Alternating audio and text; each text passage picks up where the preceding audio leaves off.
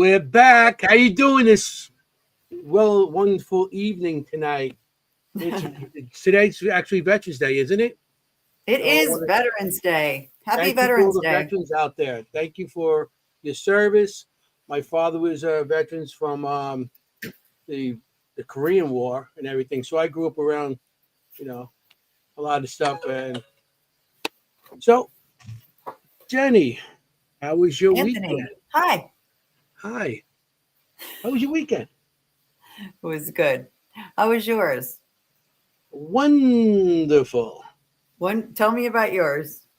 I had to lock up my place in Poconos. Oh, you were really? I winterized it. Yeah, I had to winterize it. Me and my son. My son came up. We only stayed for one day. I'm glad because the next day it started raining. Now it's snowing. So I'm glad we're not up there. A lot of snow You know? today. People complaining. Yeah. I haven't seen nothing over here. So thank you so far. Yeah. Oh, But I I like just want to snow. announce what we're doing this weekend. You want to give this weekend we're Yeah, going to be at Speedwell. And then we'll I'd love to. okay. So yeah, this weekend this coming weekend we're going to be together. You're going to be stuck with me in a freezing cold factory all night investigating. Exactly. So this weekend, Anthony and I are going to be at a local historical site hosting a public investigation with some of our closest friends. Kimm unfortunately won't be with us, but we have other good friends with us that night. So in Morris County, New Jersey, if you're in New Jersey, come on out, check out our Facebook page, still tickets available. And also, this is exciting. Speaking of Kimm, we have the grand premiere of our documentary that we just filmed recently this year at a local antiques emporium, debuting on Friday night in Boonton, New Jersey.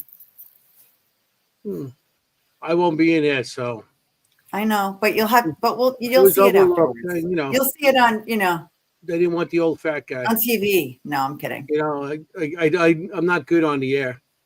I don't look good on the air. So Stop it. they put Stop me on it. TV. But TV makes you look 10 pounds fatter. So I would is look that right? fat. I don't want to look fat. No. Anyway, so Kimm's in it and lots of our other friends. So this is going to be exciting. We've been waiting a long time for this to come out. So I'm looking forward to see it. In Search of Hauntings is the series, and this one is at a local antique store. Be good. Chicken Bobby. Okay. So what's going on out there, friends? Episode 57. Episode 57. You believe this? I do. 57. Wow. It's my age. Yeah. Not Pretty mine. cool. I'm still a little bit older than that. No, stop. Yeah. Not you. I'm ancient. I remember I used to when I started ghost hunting, it was for fossils of dinosaurs and That's right. and the caveman. I couple cavemen and stuff like that. So it was interesting. There were no EVPs. There were just like hieroglyphics. Yeah. The ghosts used to write, carve into their rocks what they had to say.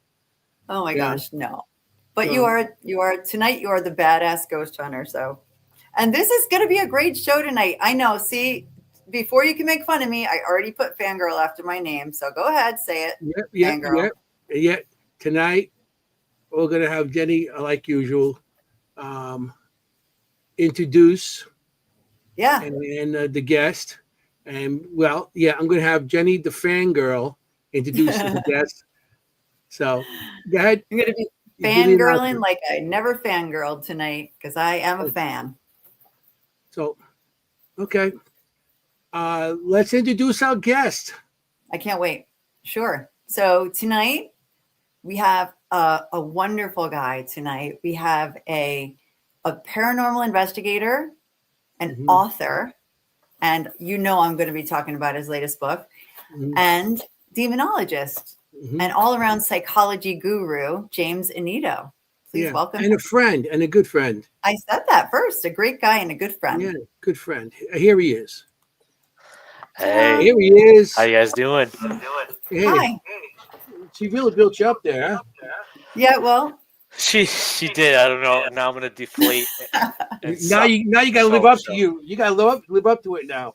You Yes. know, I don't know about that. you you got to have be to the live up to it. guru. Yeah, when you said that, I was like, ooh, I don't know about that, but I'll take it.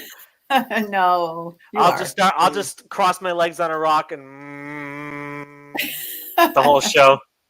It's like, That would fit. You'd fit right in. Trust me. This you is a got 2 wacky hours to show. make up things, so it's great. You know. Yeah, no, I'm Yes. excited. I've known at least I known Anthony a little longer, but I know Jenny, and have had the pleasure to know you guys for many years, and I know so you. it's at least over a Hey, decade. It Is has to it be close no, to it it. must have been. I would say about 12, 15 years. Yeah, really? yeah, Yeah, I probably. Yeah. have. Well, just to show when one of the things we Oh, did. he's got I'm gonna show a evidence. picture. I got proof here. He's got proof. Look out. Remember Oh that my one? goodness. Oh, that was New Hampshire, right? No, that was the Helderman Mansion. Oh yeah. Oh gosh, look at me. Yeah. That's before a couple couple double quarter pounders and age. And look at me. I know, right? What happened to you? No, Oh, just Look kidding. what I just happened. So, look at your dark hair. yeah, Wow. stud. that's so we that was what 2000 and I don't know 16, 17. 2000. Yeah. I don't know. So yeah, that would be 9 years, right? Give or take Maybe 8 before years. that. 9 years. Yeah, Eight, my math. 10 years. Yeah. So I think it was maybe even before that. I don't remember, but still, we know each other a long time. Yeah, that's why I said decade's always a nice number because Yeah. it's either plus or minus 10 Yeah. years, but plus or minus. Around 10 years. I love it. That's a long time. It really is. Mm-hmm. Thank Yeah. you, Mary. I just feel like I've known him for 100 years. For Who, me, Anthony or me? Anthony, Oh yeah, yeah, well, it we feels feel like like we've known each other for 100 years. Just ask him. yeah. Well, well, he is a dinosaur, so right. yeah. I'm That's the for sure. dinosaur. It's like That should be your next shirt. Dinosaurus Dinosaur Rex goes hunting. Paranormal. Yeah, Paranormal dinosaur. Paranormal dinosaur. There badass. you go.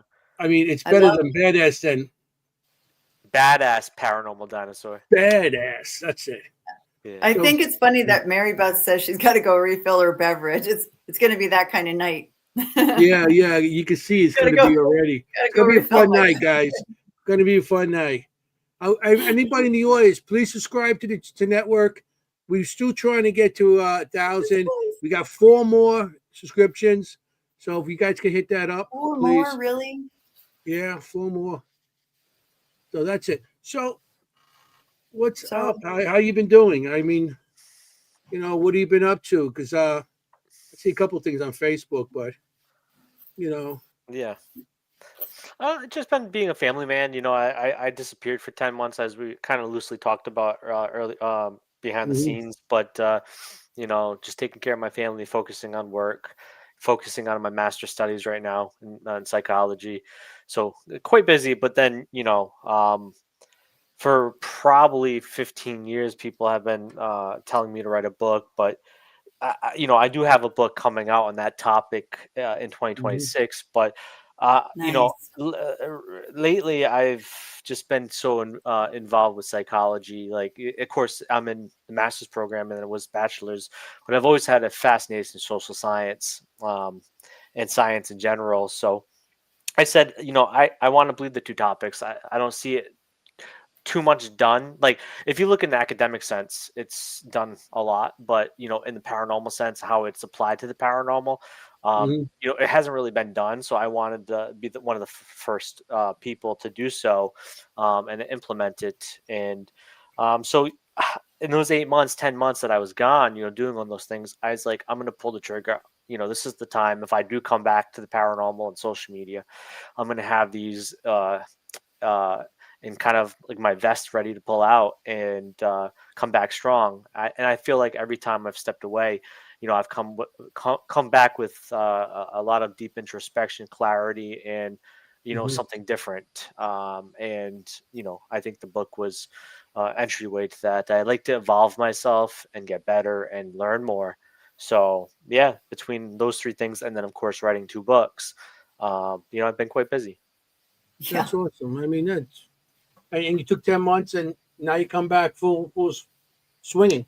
That's all. That's how I've always lived, my man. I grew up with a crappy past, and nothing's taking me down. Then, so Mhm. nothing's gonna take me down unless it's higher power or some bus that I walk out in the street and Mhm. accidentally Oh, get hit. jeez. But Oh, don't say. I always try to put my mind to something. Yeah, I feel like I could always say I want to write a book, and I've attempted to, and things have gone wrong, but I was like, this time I'm gonna do it, and then I put my mind to it, and now Yeah. I have a book out that just came out on Halloween, and it's a lot of weight off. Yes, right. Yes, a lot of weight off my shoulders. Now I've the been stress waiting to show this. the stress is on the Very good. second book. It's basically 95% done. Oh, And wow.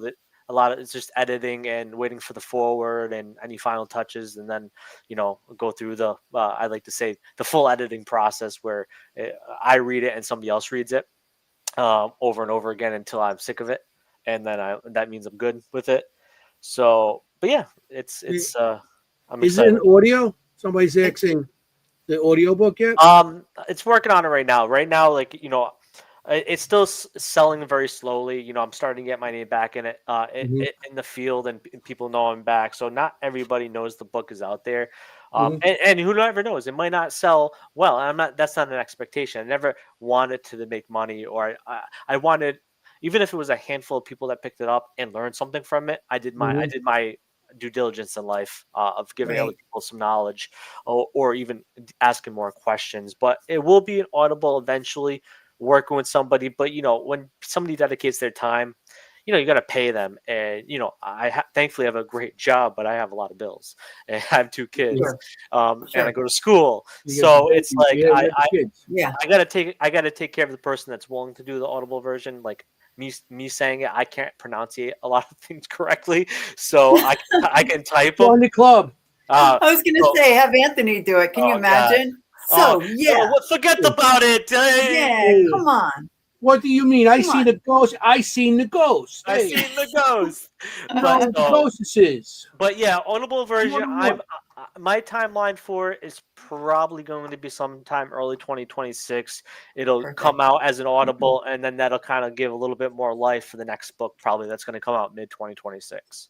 Might come out sooner Perfect. if I get impatient and everything's all together. I might be impatient and release it. But really, the second book, I'm trying to get a publisher this time.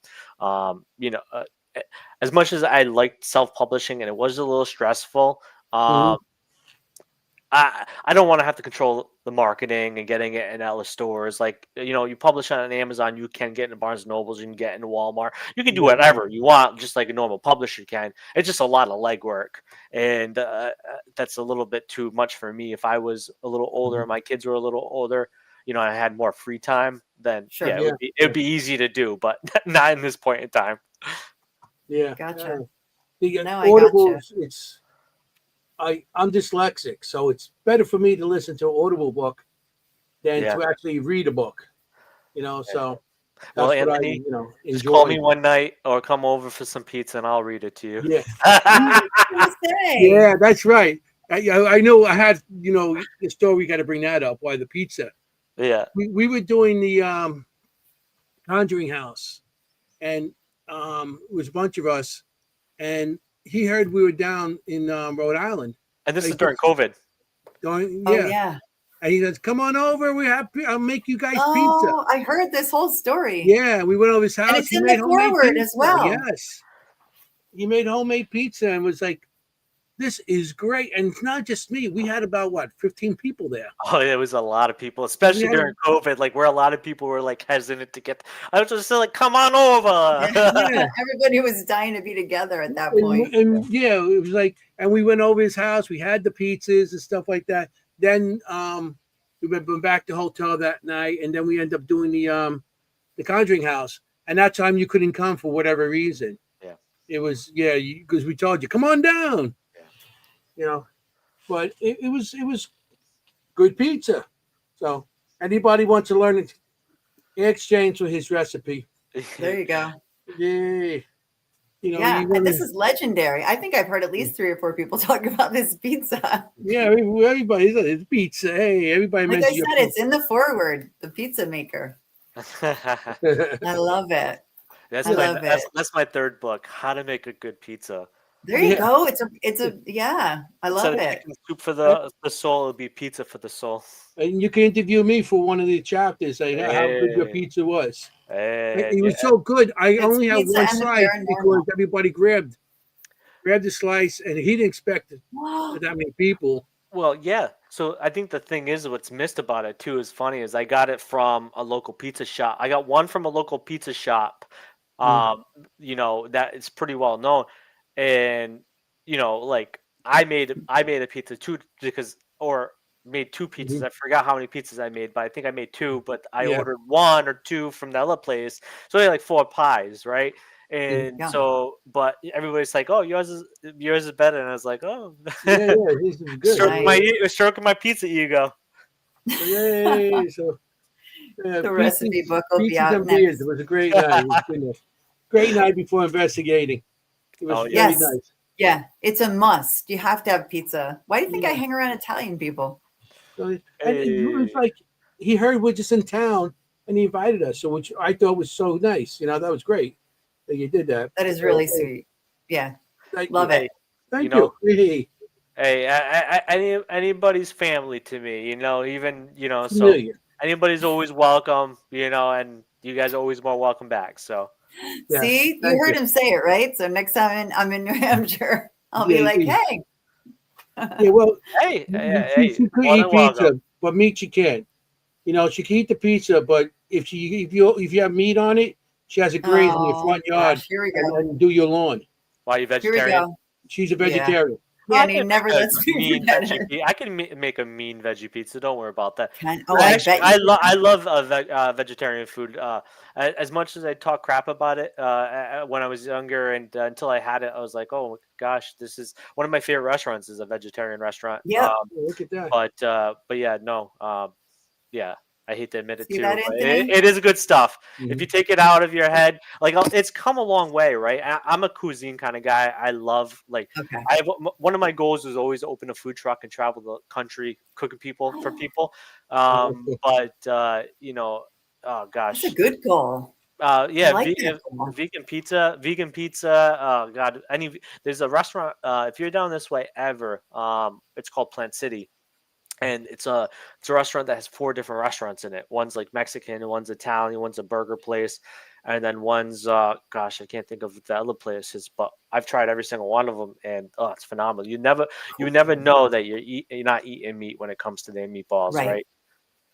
It's Mm. great. See, Well, next Anthony? next time, well, the Conjuring House we won't be going to that anytime soon. I don't think so. So, but Well, we can I know go, there's but other locations down by you that are good. You know, the yeah, activity. So if you want to send us some info, maybe we'll come down to one of those locations. there you Yeah, go. definitely. I definitely can make that happen for sure. Yeah, that'd be cool. I You love know. it.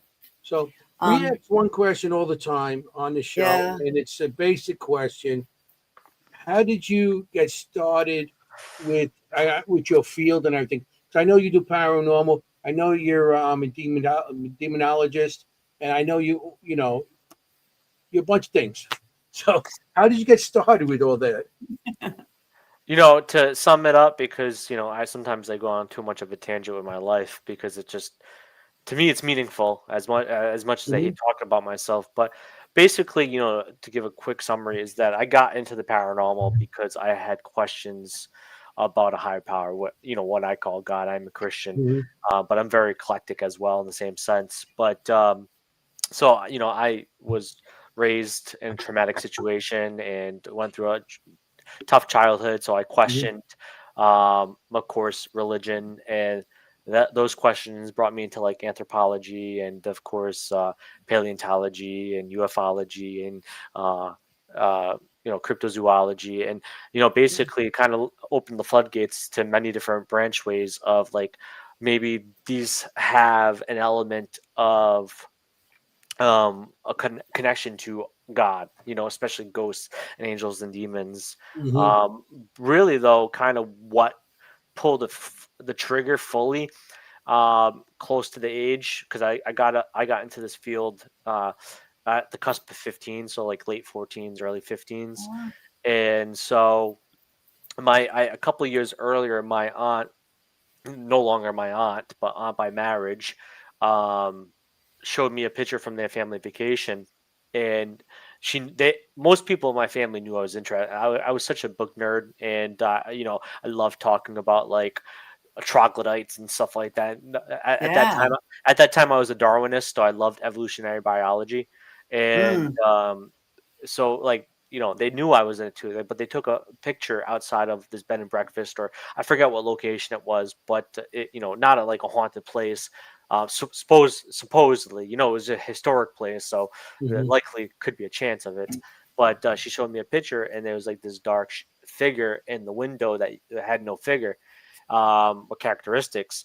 So that kind of was like, now somebody in my family showing me something, and I can't explain that. I was young, I wasn't fully Hmm. developed, but really that's kind of what got me into investigating a couple of years later. And then Ghost Hunters came out, and they're from Rhode Island, and I live in Rhode Island. Hmm. uh, but yeah, no, it was a collective of things that got me into the paranormal. As far as the demonology, I always have had a love for theodicies, which is good versus evil, or good and evil. Hmm. Um, I love the concept of evil, like the idea, like not the idea of it, like the applicable aspect of it. Like evil sucks, right? But I right. like understanding why people do evil deeds, why there could be evil spirits. So that's kind of what led me down that path. But really, what catapulted it was that I founded my own group, and for a period of time we did things, and then I became acquainted with Carl Johnson, Hmm. who at that Oh, time was the co-founder of Beyond the Veil Paranormal, Dina Palazzini. And I'm still a techie. If I showed you my computer setup, you'd probably like crap yourself. But but You have so to show your computer. I'll do that on my own. so, but I went to vocational school for Cisco networking, and in college, before I went in the military into the army, I was in school for programming, computer programming, and got associates in computer programming. So I had a big tech round, but so Carl Johnson had an availability for a tech manager for his group, and I took it. Mhm. And I no. always looked up to him and his brother Keith. They were on Ghost Hunters the first two seasons. Yep, yep. But, Well, I um, remember. plus I Yep. know both of them, so they and did Oh, the yeah. so, content house with us. yeah. So, that latching on to him and learning from him and doing some cases with him, in my Hmm. time frame with Beyond the Veil is, really catapulted the demonology form. But at that same time, I was also a pastoral assistant at my local church, and then got into deliverance ministry. So, when I got into deliverance ministry, and kind of at the tail end of working with Carl, I bleeded the two, and made it demonology and ministry work. Mhm. Long story. I know a No, lot of I love it. holes, No. in between, because I don't want to take an hour talking about myself. It's hard to explain, but yeah, that's what kind of got me into it. Now 30. Gotcha. No, that Um, it's a big question. I know. yeah, Like, especially if you start at 15, it's like, and now Yeah. you're 25. I'm So, I'm yeah. 35, Oh, so I've been in the field for 20 years. right. It's Yeah, a lot. It's a Hmm. lot. And you don't know where to start. But that was really good. I didn't know about the computers. yeah, very big techie. So Yeah. See, we had I a learned that. question about investigating haunted bodies of water. So Um. Oh, I Yeah. just want to. I'll answer this one. I'll let you too. But haunted bodies of water. I have investigated lakes and stuff like that, and yes, there could be activity at certain water. I've been on the water and got activity on a boat. So Hmm. yes, it could be. So you want to Jen- answer so that too? the lake itself? Yeah, Okay. I thought that was interesting. Jenny, you go. Ladies next. Lady should have been first there. No, I was kind of trying to clarify the question. Like the lake itself is haunted or something at the lake, or you know what I'm saying? The Yeah. lake is, I mean, The water itself? I know of things like in they had a thing in Alaska, one of the lakes, and a town was actually flooded out, and the body the lake is on still over the town, and they Oh, actually dropped mics into the water, and think X they dropped mics in the water, and they were getting voices and EVPs from oh, underwater. right. I did hear So this. yeah, I believe they could be because look at all the deaths at sea. Yeah. So there must Okay. be something. Yeah, I've investigated bodies of water too. One of the most famous near us, the Great Lakes, or the Finger Mhm. Lakes as well. There's been Yep. accidents in the Great Lakes outskirts, the Finger Lakes in New York. There's some local lakes or surroundings. But what you kind of said, one of the things that most investigators, at least when my questionnaire sheet is, do you live near a body of water? Because water has been known to intensify Mhm. as a natural sense for a haunting. And of course, at the end of the day, we are all made up of water. The planet's over three quarters water. Yes. And so water is pretty substantial in everyday life. And so, Yeah. yes, I have adopted bodies of water. And I also feel like that, like he was saying, like that town, but, people that drive in lakes can't escape their cars, people that are thrown in there by Mm, serial killers. A lot of heinous things happen in bodies or around bodies of water, and that Mhm. could help amplify that haunting. Yeah. yeah. I mean, I think salt water is more because there's energy, and since there's salt in water, the salt water holds more, and I feel it holds a lot more because of the energy of Yeah. the salt in the water, and fresh water does it also, but salt water seems to hold more of the. I would feel Yeah. spiritual, It's quite and possible for sure. Yeah. I would love to be out in the ocean and come upon one of those ghost ships people have Oh, discovered. yeah. yeah, Yeah, definitely. yeah. I, Imagine that. I, My friend has a boat, and he used to get me on it, and all I did was chum the water, if you know what I mean. Um, and yeah. but I had activity on the water. I mean, I thought I seen somebody standing on the water the one time, and it wasn't Jesus. You know? Yeah. Now that would be something.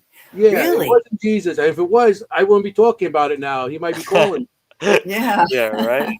But I thought I seen somebody standing on the water. But then again, you never know because with the reflections of everything with the sun, Yeah. the water, and the waves. Yeah. So you know, I thought I seen a woman standing there, but I didn't mention it to my friends and stuff because I you know, see, Sure. I have my doubts also, and I try to debunk what I see all the time Yeah. too. Well, there's So ghost pirate ships and the Flying Dutchman, right? Ghost ships and things Yeah. like that have been around um, forever. what Yep. the was it the it was the 50th anniversary of the what's something the Edmund Fitzgerald, I think it Oh, was, yes, the wreck. the wreck Yeah. on the Salt Lakes. That's where you know, isn't Yeah. it? I've also heard to where almost the Titanic sank, ships out Yeah. there hearing the horns or the kind of the engine going, and there's nothing there as well. Yeah, There's lots of stories throughout different cultures of ghost ships or yeah. Yes. being seen The on the lady of lake, the on the water. lady of the lake and stuff like that. Yeah. You always hear Yeah. stories like that. So back to you. You are the Yeah. guest, and I like to know more. Well, I Sure. know as much as I do about you too. So, um, but what made you want to write a book? I know people push you to it because I've been trying to get my a book together for years, but Yeah. you know, Yeah. but what made you start writing a book and stuff? Like I said, kind of in summary, is that I think this topic specifically that I wrote about hasn't really been expounded upon on too much in the Mhm. in the paranormal field. Like in academia, yes, you have like people like Chris French when anomalistic psychology, and then you have parapsychology, but Yep. nothing written in the tone of how I wrote it, like how it's I did my best to keep it academic but accessible for the either the lowest of readers to the most intellect of readers, and I try to keep it so somebody learns something from it or even takes a question out of it. Like I said, people don't need to love it; they can hate it. But I'm Mhm. assuming if you hate it and you read it, you're gonna walk away with something from it, and that's all I cared about. So that's Mhm. why I wanted to write that book. And plus, focusing on psychology right now, Mhm. I think it was what was fresh in my mind, and I do have a great love for it. It's probably in the top tier of loves I have for specific interests. So I thought, I wanted to integrate that love, the marriage of love, of skepticism, belief, science, um, all together. And that's, I think, people will like it or love it or maybe dislike it when they read it. But that's what made me want to write this book. I do have the history of demonology coming out in 2026 that has been done before in some form of fashion in academia as well. Nothing that I know of, like beside Rosemary and Ellen Guiley, who did Encyclopedia of Demons, and Michelle Belanger, who Yep. wrote Dictionary of Demons. But mine has a little bit of a different approach how I wrote that. But the psychological dimensions of paranormal, it was I think something needed in the paranormal field to be read Yeah. by certain people, just to be less subjective and be more objective in their approach. Mhm. Right. And I appreciated that so much. I mean, like you said, you can tell I liked it. Look, you can see my highlighting and No, handwriting in it. Like I that's why I loved brought it. that up because I Yeah, know Jenny is itching to start I asking am questions. dying to start talking about it. She's Yeah, like, I've been holding it back. No, really, I loved it, and I was so impressed with how much you covered, and just enough of each thing. I mean, it's such a huge topic. You could write probably a book on each chapter in this book, right? So Yeah. you just you put just enough in. But and I actually even quoted you on a couple things. I wrote down some of the things that you wrote as sort of quotes that really appealed to me. And as somebody with a science background, Yeah. I was so in love with it. I really was. I was like, yes, yes, yes. Yeah.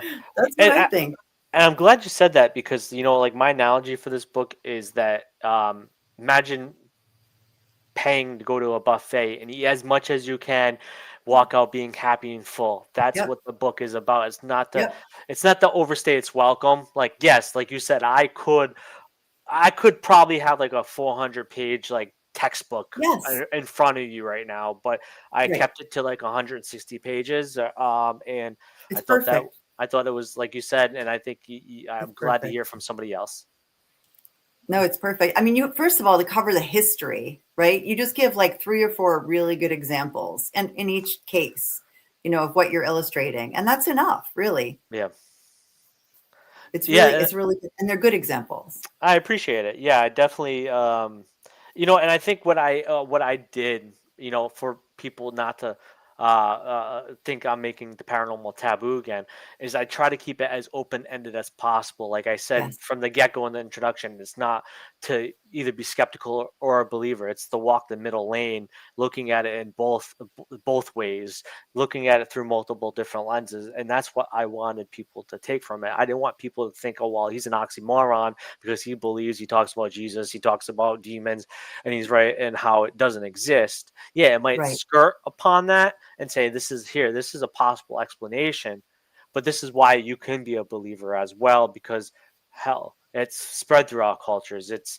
this or that. It doesn't take away from the personal experience. Science can't Yes. unfortunately solve everything, but I think so. I think I painted that, and hopefully that you agree. But I Yeah. try to keep it open ended, where I looked at multiple different things without trying to pick sides. And I know somebody said to me as well, I wish I got to hear more of your opinion. I was like, but that's not what the book's about. It's not about my opinion. Yeah. I littered some of that throughout here or there, but I try to keep it unbiased as possible. Yeah, I really didn't get you. I really didn't get that your opinion appreciate coming it. through in it at all, Appreciate it. honestly. And I was kind of surprised by that. Like I actually, this was an unexpected book for me. Oh, It's not what I expected, okay. but you can, if you ever meet my husband, you can ask him. I was like, this is so good. I Okay. was like, I'm sitting there in the kitchen reading it going, I really like this book because of that reason, because you kind of did take yourself out of it a little bit and you didn't, you explained things that appeal to me as a paranormal investigator. Like people start with science or people end up at science or people start with hauntings. Like face it, we go to haunted places. We start with haunted, right? And I always feel like, why don't we go to places and find out what we can find out? And once a week on the show, I do this with my hands. I say, this is what we should be doing. And this is what we do, right? Like we try to get to a point on a map, right? Instead of going where the investigation takes us, right? Yeah. So I think I really love that about your book because it goes, it's like, hey, go where it leads you. Don't Anthony, start out. I might need to steal her as my spokesperson. I'm sorry. No, it's See it? good. Okay. Do it. Please. Have you seen Why the she's book? called a fangirl. What's the name of your No, book it's again? true. Somebody's It's asking. true. It's Yeah, true. It is the psychological. I'll see if I can post. It's the psychological dimensions of the paranormal, and I'll see if I'm going to be Victory King because that's my son hijacked my YouTube account. Here, It won't let me do it everybody. actually. So I'm gonna put it in the It's like private this. chat, and then you guys can take it and post it in the comments for me, please. Absolutely. Yeah, we definitely. And For some I'm reason, gonna, it won't let me Jennie, do it. can you do that right I'll now? do that, and I'll do it now. But I'll also post it on our Facebook site and everything else. Okay. Yeah. Yeah. And Also how we could get it and everything else. We'll be getting to that also. I'll So put links and everything. Yeah. yeah, we'll Exactly. do that later on. But Yeah. But I think it's the perfect blend of history and science and psychology, anthropology, sociology, like everything. Yep. I try. And I think about things like this collective, I think about things like tulpas and our, mass hysteria and things like that. I think about that stuff and it's in your book. Everything I think about with investigations is really in your book. So I did a lot of yes. I don't know how I could speak for the next hour and 20 minutes because No, but you also do the other thing I say. But one more thing. But I love science. I have that background, but I love the mystery of the universe, and we can never lose that. And that's the word you use in your book, right? Yep. Mystery. And I was waiting for you to get to it. I'll admit it. In the book, I was waiting for you to get to it. I was thinking, is he going to get to that? But you did. Yeah. Okay. Thank you. The show's over. that was easy. That's a great show. I was holding back. We're done. I didn't want to say too much. Just to go. We'll just sit I here. didn't want to say too much. We just sit here and just text each other.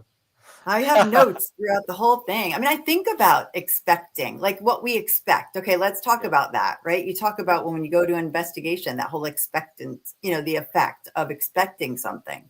Mm-hmm. That always happens. How do we get around that? It's hard because so many people get excited, as people that are paranormal investigators, at the end of the day, we try, some of us, a small margin, try to be delve into exploratory research, which is a part of the scientific method, right? We really can't use the scientific method in paranormal outside exploratory research because it's hard to do so. We're not in a lab setting. So I think that when some of the times we get so excited that we're going to a new place, we might look at the history, but we also look at what happened there, why it could be haunted. So we get so excited internally where it becomes a bias, right? That we are going there to find a ghost or confirm that they have a haunting. I think the way to sidetrack that is not to be too focused on finding anything. Like I always tell people, I've been to so many places where nothing's have happened, but it was Mhm. still exciting because I got to check out a new historical place, a new Right. location. I got to be a part of history. I didn't go there with an expectancy, which is expectancy effect. I went there to just have a good time, and whatever Right. happened.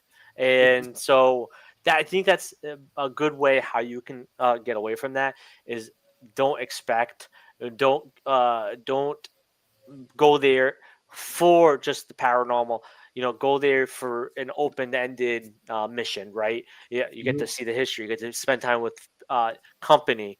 A lot of like my personal Yeah. investigations, yeah, we might ask questions or put statements out, but a good chunk of the time, a lot of the best stuff we get is through just collaborating and laughing and Sure. either eating, and so it's like I just go there to have a good time. Of course, I'm there for a reason, but if that reason doesn't happen, then I don't go away Sure. disappointed, and there's not that expectancy there. And I think that can be. I think that could be something that everybody can drill into themselves. So, they just have to do it. I get it. Why we get so giddy. When I was younger doing this, as much as I was a lot less centric in my beliefs now, but I was still young and I got giddy, and I was hoping for something. That hope was there, Yeah. and Mhm. when that hope is there, that's when you start to have that expectancy, and that's when possibly that bias then can lead to subjective findings Right. within ourselves and how you interpret certain data.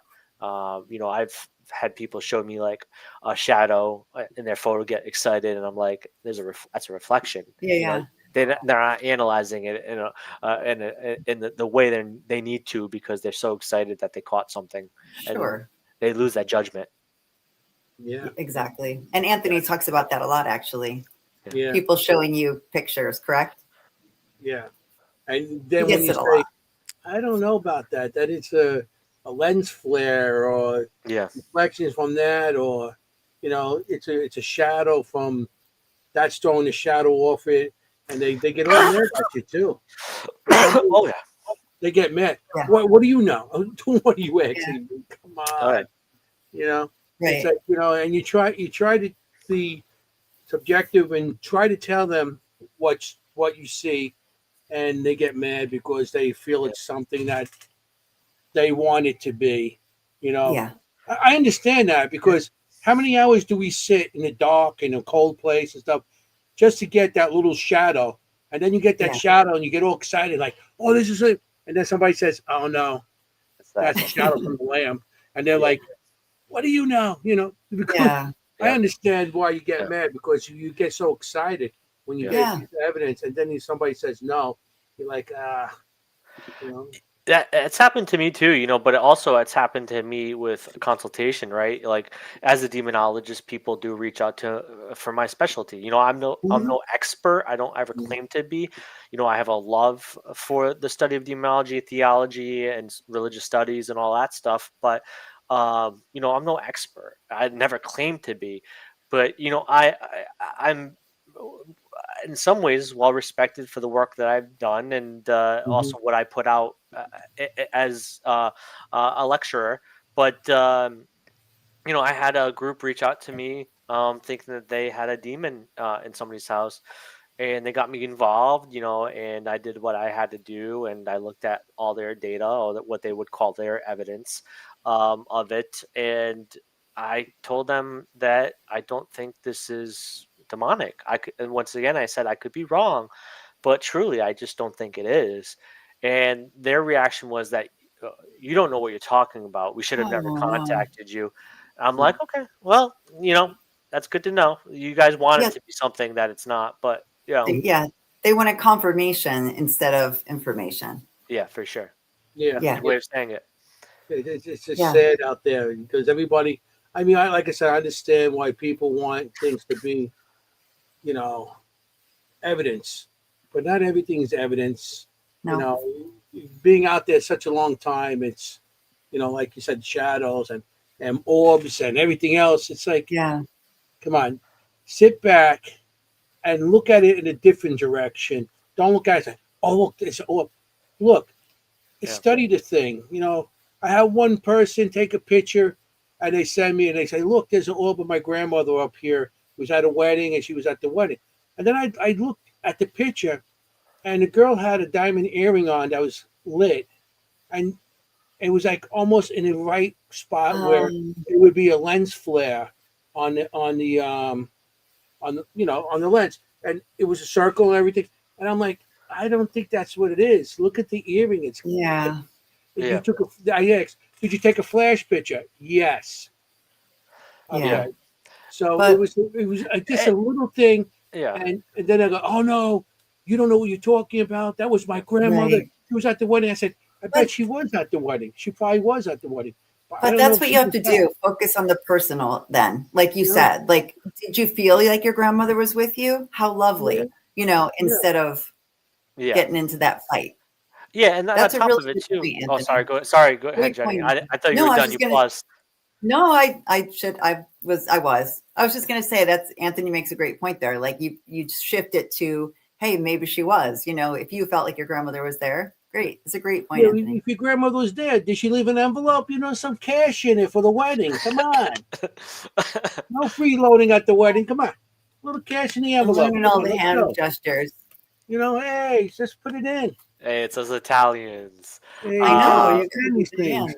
but no, but even to take it out from not explaining the paranormal, right? Let's say it Mhm, is paranormal, but and I think in that situation there was something going on, but there's also a lot of times where it could be this the supernatural, the preternatural, or the mhm, paranormal, however you want to use those words. But it could be one of those things. But then they take something little to something massive, right? Like mhm, I've seen so many people send me pictures of scratches, and I'm like, that's not a demonic scratch. They're like, what are you talking about? mhm, It's three scratches. And I said, hey, do yourself a favor. Scratch yourself right now. Yeah. What are your three longest fingers that are going to do the most scratching and leave the most imprint? It's going to be the mhm, three freaking fingers that you are Sure. the longest. Your pinky drags, so sometimes it's going to be a little mark afterwards, but you're never going to get unless you're like doing this, you're never going to get the thumb in a visible spot. mhm, And Yeah. most people scratch like this, right?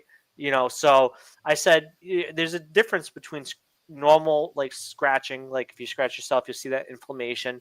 mhm, Well, demonic scratches are like three razor blades cutting you, right? And mhm, that's what they truly say and what I've seen once. But so it's like people also take normal day paranormal happenings and exemplify it and say it's something worse. It's this, Right. that, yeah. because they don't understand it. The unknown does scare us, Oh, and Sure. sometimes with the unknown, it's easier to put a label on something that you can't see or yeah. understand. So and Mhm, that's the thing is like that's why people like myself are important. Well, some people like myself are important because there are other people that call everything demons, but that say, "Hey, step back, wait a Yeah. second, and observe it." Like, and if you don't have a way to explain it, call another person in, bring another person in the boat that might know mhm, that topic and get their opinion of it, yeah. or pull a Hans Holzer, right? If you're just a traditional investigator and you want to feel them out, of course, if you get a medium involved, you have to know how to get a medium involved, not tell them where they're going and tell them the history because you Mhm, never know if you've never worked with them before what Right. they're going to do. So, but you mhm, you could bring in trust medium and see what they pick up. You try multiple mhm, different approaches, look at it through different multiple lenses, and then that's when you can at least somewhat come up with a conclusion. It's hard to matter of factly conclude something in the paranormal because we don't know what it is, right? Everybody Sure. asks me what a ghost is. Best answer is I don't know. And so but you can at least get to somewhat of a cause and effect of why the haunting is mhm, happening, or why somebody's haunted, right? yeah. Right. So but a lot of people don't do that. But once again, it's not just Mhm, the having a natural explanation, which 99% of the time there likely is. That 1% people still also misdiagnose or miscalculate on what it could be as well. Sure. yeah. I mean, it's oh man, I'm getting older. I forgot what I was gonna say. No, That was I opinion. like in your book, you talk about that, like things like, time in history, like Victorian people lost a lot of kids, right? They were Yeah. going through a lot of grief. You talk about how grief, affects it. I don't want to say too much about your book, but I do. I want to say everything about your book. I love that. That's a really good way to look at it. But then there are also things across history, right? Like you talk about a lady in white, right? There's always a lady in white everywhere. Mhm. Yep. Correct? Like, Yeah. I love that. But I love how you talk about seeing hauntings through your own hauntings are from your mind, right? Your own mind, your own Yep. psyche, your own time period, your own circumstances, everything, your faith, right? Your beliefs. And that is where hauntings come from. Like I Yeah. never thought about, in your book, I got the impression that hauntings sort of begin with you, Yeah. which I agree with. But a lot of Yeah. people don't. They think of them as an external thing happening Yeah. to them. But you in your book, I feel like you assert throughout the whole thing that it starts with you. Everything starts with you. Of Do I course, have it right? correct? Yeah, so like I've been Yeah. saying a lot lately because it's easier to talk about a paradox, right? Most famous Yeah. paradox known is what came first, the chicken or the egg, right? Hmm. The paradox that I've been exploring a lot lately is what came first, the human or the haunting. And Hmm. so it's like, if there were no humans, would there be spirits or ghosts, or did it exist beyond us, right? So there is an ability that we are the connector, right? As much as I Right. hate to make humans as important as we are sometimes, but in a lot of cases, we really are a magical being, and we can do crazy things with our mind, crazy things with our body, and even our consciousness can do crazy things, in my opinion. So, but yeah, it starts with us, right? Because we talk about dinosaurs at the beginning of the show. Who has ever saw a dinosaur ghost? Mhm. Why don't those appear? Like, so Yeah. that those are things that, as much as it's a funny topic, but it's Mhm. true. Like, yeah, we have animal spirits, but a lot of the time, animal spirits are focused on, like, they were really part of the family or talked about, and that kind of echo's still there, right? So I always like approach it from a theory sense, because I'm based on a lot of theories. Yes, I have my core foundation of belief of a god, but everything after that is up for interpretation, and Right. theory. So I try not to label things, but yes, I definitely think that at some point, or to some degree, we are the anchor. I Right. think that if spirits are tethered to this world, it's because we have a collective consciousness, and we keep them Mhm. tethered to this world because we keep remembering them, and we keep them within the confines of this world. So at the end of the day, we are the anchor, the tether. Yeah. Yeah. I, Yeah, I Yeah. see what you're saying and I agree with it. And I wonder if that's also, you talk about a lot about near death experiences in your book as well. I do. And so that sort of pits us between worlds Yeah. and It, we're the connection. It's all a mixture. Yeah, it really is, and you know it's hard for people to swallow it, but as I state in my book, it doesn't make it any less interesting, right? Right. It's still a Mhm. Right. mystery. As like you said, I brought it up once. It's still a Yep. mystery, and that's the most fascinating aspect of it, right? Yep. We Yeah. don't know. We still don't know much about the human mind, right? When people Yes. were dying, up almost up to 1 million people died in Inquisition because they were demons or witches or vampires or werewolves. Now a lot of what we interpreted back then, beside land grabs and politics that were occurring at that instance as well, but a Mhm. lot of those people were misdiagnosed because they had like a schizophrenia or dissociative identity disorder, and they didn't know what that was really back then. Right. Mhm. And you know, they killed people for it, or put them in jail cells for years on end until they died of malnutrition. But now we have a little bit of better understanding. So there might be one day. I think it's going to not be in our life, but there could be one day, and this the question, right? Not so a statement, I believe, but a question, and it's a possibility, is one day we might find out that there was an explanation all along.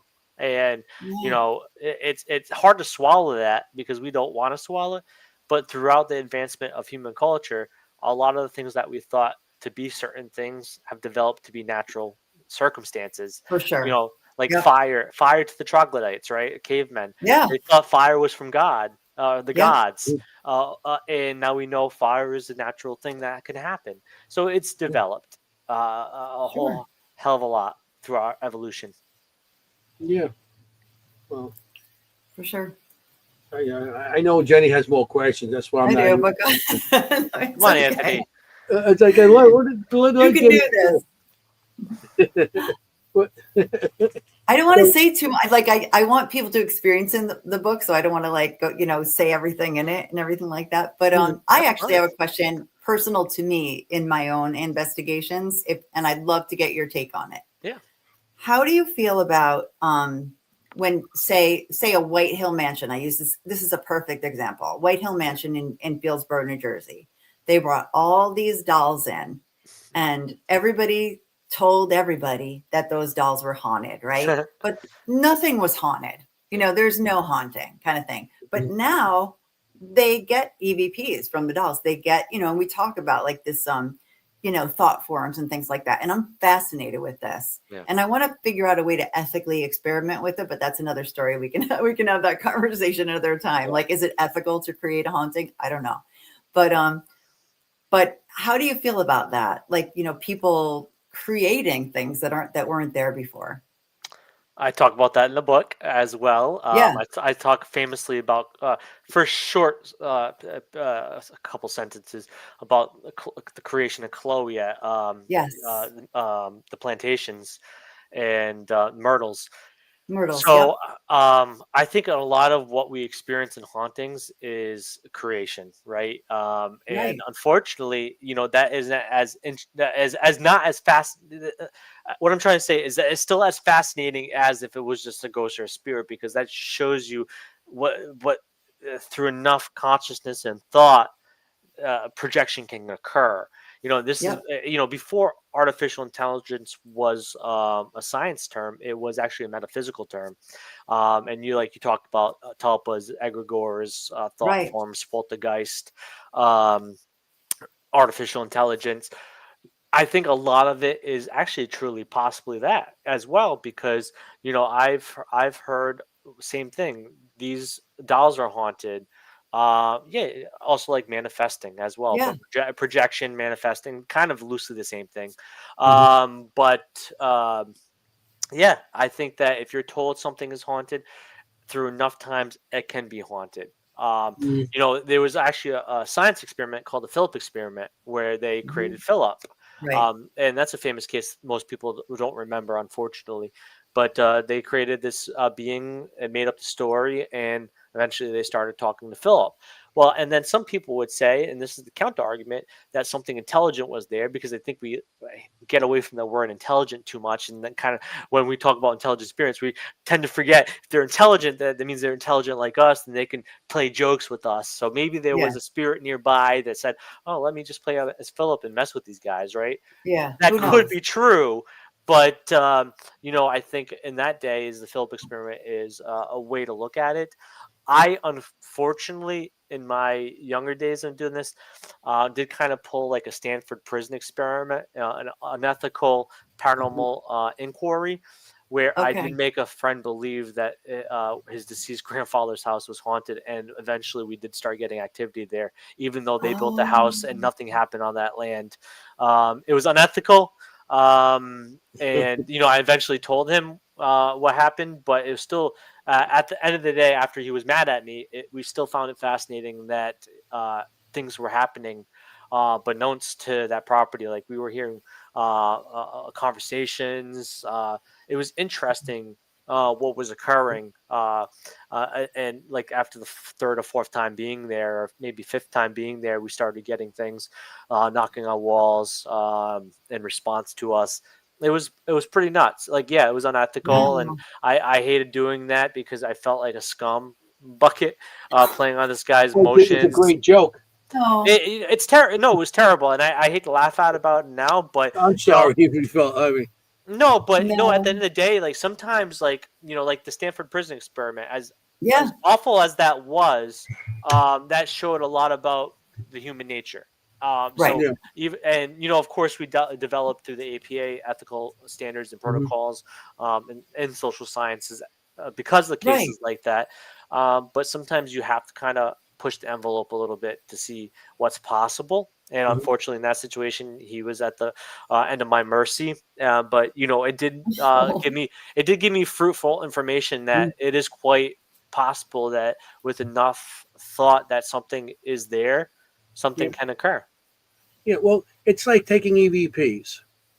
I could hear one word, Jenny will hear another Yeah. word, but the person that hears the same word I heard, now that's the word, and everybody it might not be it. It's just because now you listen to it again and say, "Oh yeah, maybe it is that." Yeah. You know, it's you Yeah. could just say what the word is, you know, Yep. and they'll everybody believe, "Oh yeah, that's the EVP." It's just and they'll listen to it over and over. Then you go like a half hour later and say, "No, this is what the word is." Now they're hearing a new word. Yeah. So it's constantly you can influence people's minds just by suggestion, and that's what you did. Yeah. They Yeah. And suggest, I talk about that. The word for it's yeah. agenticity, right? Yep. I don't you say look those for big things. words. Come on, that's Sure. what? It's sissy. What is it? Agenticity. Agenticity. Did I say it right?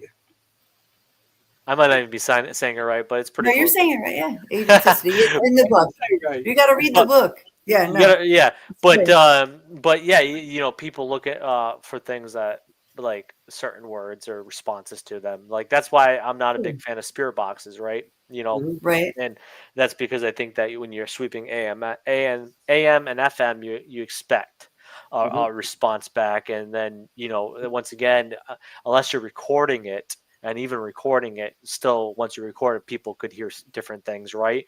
Yes. Um, Sure. so yeah, it's that's a big thing, and that's a great point, Anthony. Mhm. No, it makes sense, and I think that's a good lesson too. Like, I'm all about the. Um, Did we lose you? I think he's still there. I think we lost his camera. Oh yeah, crap. It's okay. My give me a second. Sorry, my mic cord unplugged it. No, Yeah, it's fine. It's we can still hear it's Oh, there you. we go. paranormal. No, I'm kidding. I Oh think I thought my he's gosh, like, it's a okay, I had enough ghost. of these people. It's a Moving on. ghost. Oh no, no, no! He's I'm like, having a I'm great out of conversation here. with you guys. I'm out of here. Yeah. No, when I'm all about the digital recorder. That's my tool. But I always say, like, try to ask an open-ended question where not even like what's your favorite color, because you're going to hear a color, Yeah, or not, and definitely not yes or no, because you're listening for yes or no, kind of Yeah. thing. But I like when people ask really open-ended questions that you have no idea what to expect, kind of thing. yeah, yeah. Yeah. I think what's interesting too is right. What it kind of escapes the time period, and this is age specific, like because it might not be for that, but like if I go to like a haunted Irish heritage center, and back when they came to Ellis Island, and there was deaths that happened there, whatever, Yeah, or it's just an echo of energy there because of all that things that were happening there. There might be responses, or it might be residual energy. Um, sure. you know, even like asking them to speak in another language, or trying to speak to them in like Gaelic or Spanish or something like that, and getting that response in that EVP, like it's hard to like, unless it's like you saying it. It's like hard like to say, well, that was, they were speaking back in the same language, right? As well. And so Right. I like to try to employ different languages in different environments based upon the history as well. Like Mhm. like French areas. British is hard because they spoke English, but like you can play around with that. There's like you said, open-ended statements, related open-ended questions where it could be Right. interpreted in different ways. It's interesting what you can do to like get that kind of what you hoped for answer out of it, right? But Mhm. You it's can yeah, you're going to yeah. be expecting it. Your brain can really twist a lot into Yeah. it. Like you really want to hear what you want to hear. But sorry, go ahead. Who's talking? Nope. Go Can you hear ahead. us? You're Yeah, good? I was. Okay. Oh, I didn't say anything. Sorry if I said No, it's okay. I thought I was like, interrupted you. No, no, I no, thought no, she I no. was have asking to me a tell you. question like, well, how did I get No, No, I. it's good. how did I get part of the conversation? I thought it was left out though.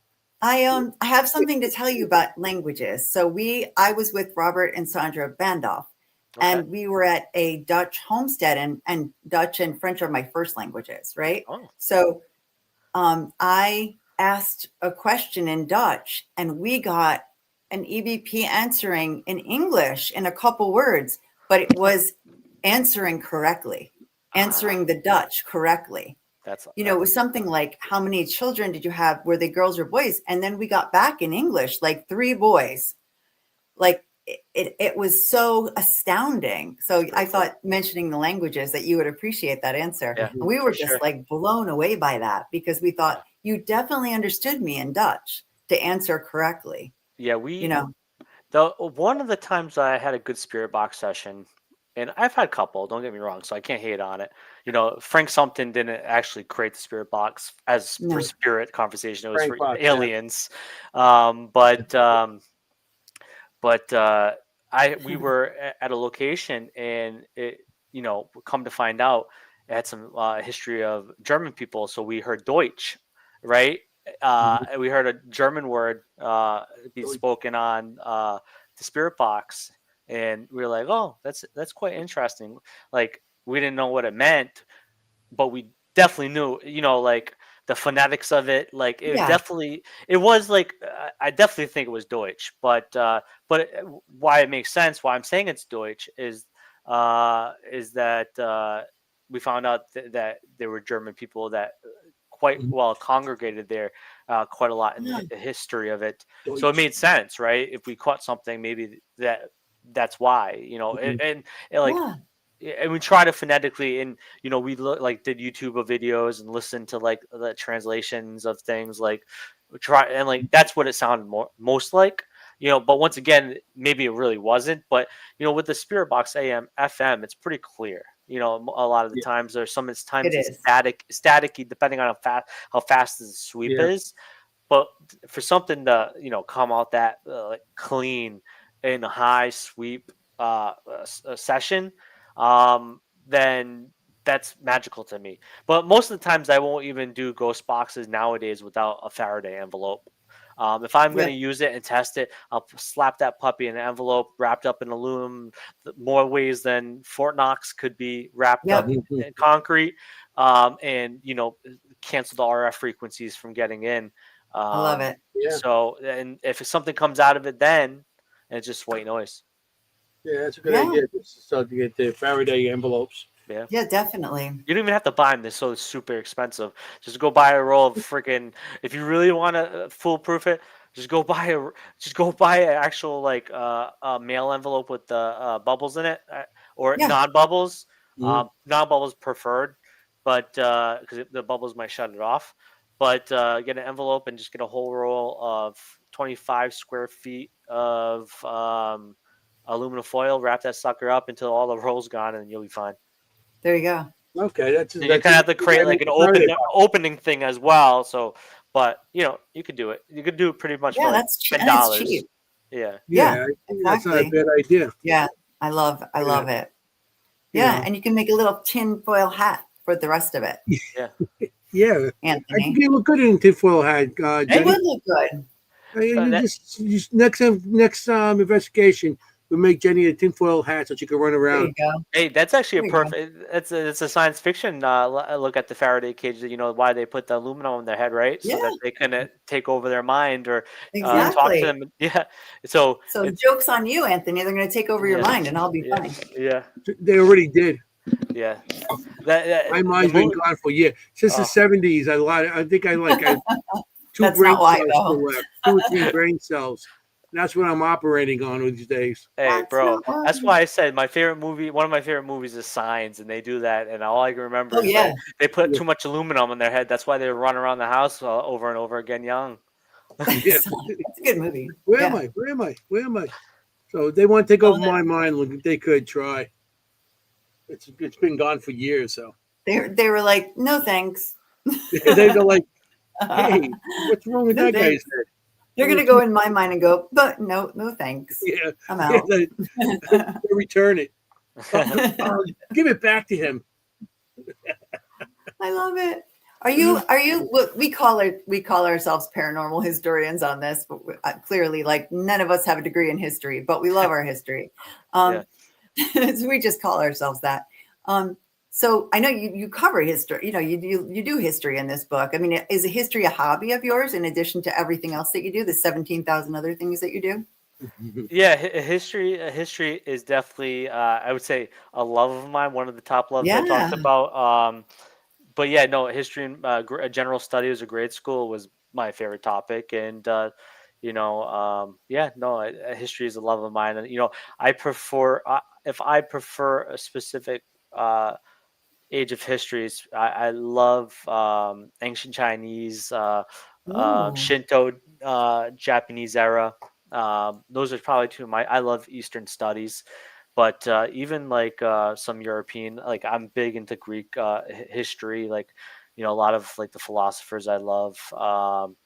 I quote Epicurus a lot when I say good and versus evil theodicies, and then yeah. even Hippocrates, the father of medicine.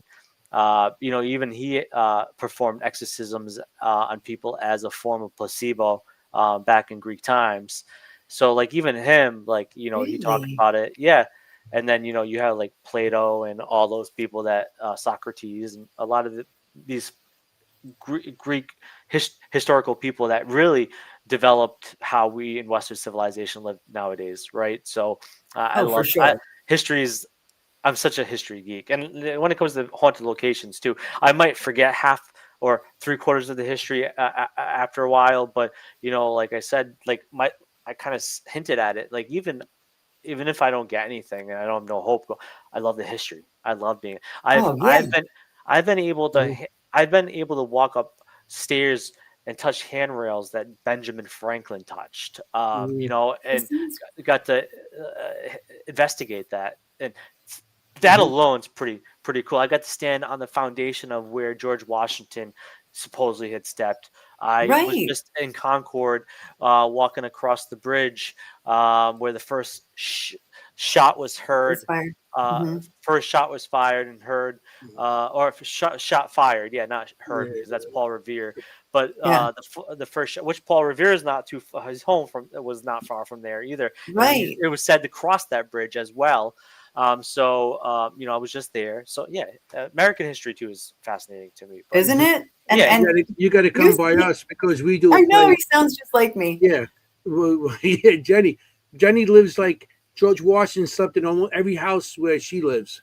I live in Somerville, New Jersey, and yeah, he okay. lived for 6 months with Martha at the Wallace House in Somerville. But Oh, nice. yeah, and we had Dancing later. party. It's a lot, but I say the same things. Like Yeah. at the Betsy Ross house, I'm like I'm sitting in the room where she, Yeah, was Yeah. working, and what a badass she was, Yeah. like, I mean, she could have gotten arrested and maybe killed at any point for what she was doing. You know what I mean? And like, I put myself in those situations. Like you said, like I'm standing where this happened, like we investigate the Columns Museum where, the Lincoln flag is, right. yeah. That they The wrapped Lincoln him flag. in after being shot, like His that kind blood's of still stuff. on that Just flag too. it's like night at the museum. You get this privilege of being there, right? It's a Yeah, privilege. it's wild. The blood's Yeah, still on the flag. it's absolutely a total privilege. Yeah. Yeah. Yeah, And I agree that you have to, like James said, like you have to really appreciate that we're very privileged to do it. I was never into history. I was not much in school, but when I get to these old buildings, and that's when I started doing the paranormal even more. That's when I started getting into like the history of locations. Yeah. You are standing in history. Yeah. Plus, I'm in construction, Yeah. being an electrician, Yeah. and I see these old buildings that are still standing after 300 years. Mm-hmm. 350 years, and you're like, wow, check this out. Matter of fact, upstate New York, was it the 76 house? And the restaurant up there. They actually started the Declaration of Independence. They started writing it in this place. Mm. Yeah. And the second floor, Hamilton lived for 2 years. So imagine this place that you're going and the American, the Declaration of Independence was written there, and Yeah. the Hamilton lived on the second floor, and who came in and out of there all the time just to write these things, and some of Yeah. the Constitution was starting to be planned there. I mean, unbelievable history that you go into, and you're like, Yeah. who was here before us? So Yeah. yes, Hey, that's how I got the history. trust me on that. This is coming from the guy that got to. I'm not boasting, but I kind of really am. Is the guy that got to follow the roots of Dracula himself and toured Romania and investigate locations like Nice. that. Awesome. That's an LP. I love um, that area of history as well because that's where vampire legend came from, the Strigoi. But Yes, even follow So him, I good. got to investigate places way older than America, which was awesome too. Like Corvin's Castle, Yeah. where he was in prison for a long time. I did get to do Dracula's Castle, even though they don't think he actually ever went there. But I got to Mhm. check out locations that monasteries supposedly where he was supposedly buried. Headless, of course. The coolest though I got to do was actually got to be one of the first international groups. I say first because I think the first American group that actually got to investigate Vlad the Impaler's birth home. Oh, Um, you wow. know, so that was pretty cool. But American wise, I think my most favorite place, even looking at important figures, but the most chilling, right? The most like in America was probably the Roosevelt in LA. Getting Oh, to investigate that. Some of the most famous people have walked through there, like Yes. politicians, movie sure. stars, Mhm. powerful people in the past, you know, 90, 100 years have walked through that hotel, and it was just so Absolutely. cool. It was such an experience to get to check that out, and we got to actually investigate with Patty Negri too. Yeah, Oh, It was a nice. very personal thing. interesting. Yeah, cool thing about Patty Negri, I would say she's the biggest sweetheart ever. Ever. Right. I was out in San Diego, it was just me and Caleb, my son, my 9-year-old. But this was a couple of years ago, so I think he was either 6 or 7. But we went on a man's vacation for like a week, and Nice. we went to San Diego, which is one of my most favorite spots to vacation, and I vacation It's there. beautiful. Absolutely beautiful. I vacation there probably every other year because it is expensive out in California. It's expensive. Yeah. But the moral of the story is like I reached out to a couple of people. My friend at that time, oh, still at this time, but was living out in California. Laura Brand, she is the toolbox killers expert. She's a criminologist, and we're very close. And my sons are very close, like her son and my son. So I was like, hey, her son wasn't with her at that time though. But I was like, you're working at San Quentin right now, which is housed a lot of famous serial killers. Mhm. Yeah. But she was working there, and she's like, "Yeah, I'm out this way. We can meet up." So I reached out to Patty, and Patty said we could reach out when you go up to LA because that was the plan is go visit LA with Caleb. And so she's like, "Yeah, I can get us in the Roosevelt." So we got to check out the Roosevelt. It was so cool, Wow. and we ate, amazing restaurant. Talking about food earlier, there's only 2 locations, but we got to eat at the Beetlejuice restaurant in LA, which was such a cool Fun. experience. There's one in New York too, if you're ever interested. But it's I I didn't forgot know that. I forgot what the Hmm. name of the restaurant is, but I just call it the Beetlejuice restaurant. But The there is a name. Beetlejuice If restaurant. you look up Beetlejuice restaurant, it'll pop up. I love it. It's There's all some good food in San yeah. Diego. There's Oh really yeah, good. there's some good La food this Jolla, way lots of too. good food. Yeah. Yeah, for sure. That's that. I mean, you can brag about all that, like you both the whole Dracula thing. Wow. I mean, yeah. We have a really good question here that a lot of people ask, and I think I would love to get your take on it because people ask about shadow people all the time, either being evil or not evil or neither. What's your take? Yeah, I've definitely experienced shadow people. I think that's one of the most common phenomena we tend to deal with if we see anything. The idea of seeing a translucent, transparent a figure in front of you, which you can see through them, like you're watching Ghostbusters. That's never happened to me that I can recall. I'm pretty sure that I would say, "Oh crap, I can remember that." Yeah. I've saw some form and characteristics, maybe. But as what we interpret as through Ghostbusters, never experienced. So most of the times, what I've experienced or caught, are shadow people, and I can understand why people think they are evil. Like one of my most infamous cases, I didn't appear on it, but it appeared on my ghost story. It was called the Demon Shadow, and I was working with a group called ECPRT. The ones dealing with it brought me in. I felt crazy things in that house, and I had to get Father Bob Bailey involved. This is over 10 years ago, mind you. Uh-huh. But one of the pieces of data they collected was like this shadow figure taller than a door. So a door is probably normally like 6'11", I believe. Mhm. Maybe five. Yeah, probably about a 6'11", maybe some, Yeah. but they vary depending on code. Mhm. Sure. But you see the shadow figure just walk by, and you can see it with shadow figures. You see the separation where the legs are, and then it peeks in. That case I believe was to be demonic infestation. Yeah, so in that case, that was demonic. It was an evil spirit there that was a shadow. But that makes sense for demons because demons in demonic lore are known to be non-corporeal. That means they never had a physical body. So a lot Right. of how demons appear to you is how we expect us humanistic aspect Mhm. forms. That's why I think a great interpretation of manifestation of certain characteristics or shadow people or figure is the movie It, right? The demon plays upon your fear or what you're more comfortable with Hmm. taking in.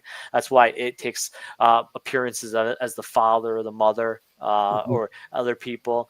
um, Yeah. so really, like that's why those things do appear as a shadow figure, because it's how it wants to show itself. Mhm. Because at the end of the day, it really had no body at all, it had no physical appearance that we know of.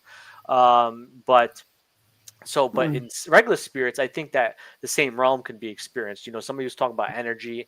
Um, the word energy can be used loosely. I think it's like consciousness is a better way of saying it, Yeah. or maybe there's no explanation of how we can actually explain it because we really don't know the Exactly. Yeah. mechanics of how that works.